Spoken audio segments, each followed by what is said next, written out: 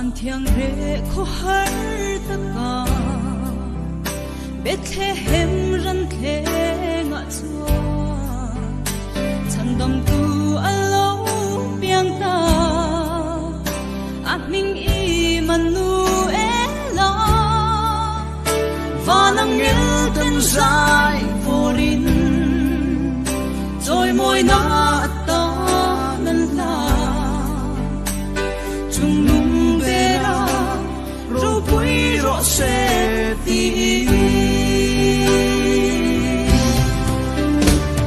apian matlom ma se leile van lal ani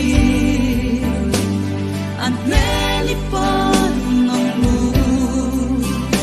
amma chu chi bai buki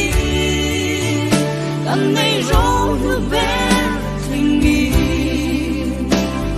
atan la nang u azal na ru ran to ma chua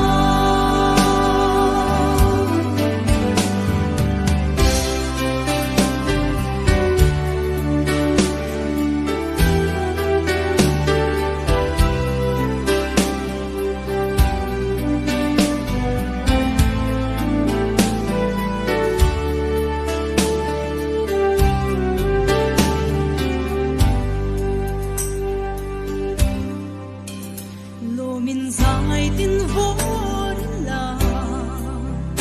len rua lung du zong tin ne yun liam tu gil zai reli leile van la lo biang hi wakin ni choi moi liang mu kan tan rem nan lal ani lal ver Emmanuela tu apian matlom ma se leile van lal ani an meli pan nang u amma chu chi bai buki kan nei rong lu ben atan la nang u azal na ru ran to ma chua apian matlom ma se leile van lal ani an meli pan nang u amma chu chi bai buki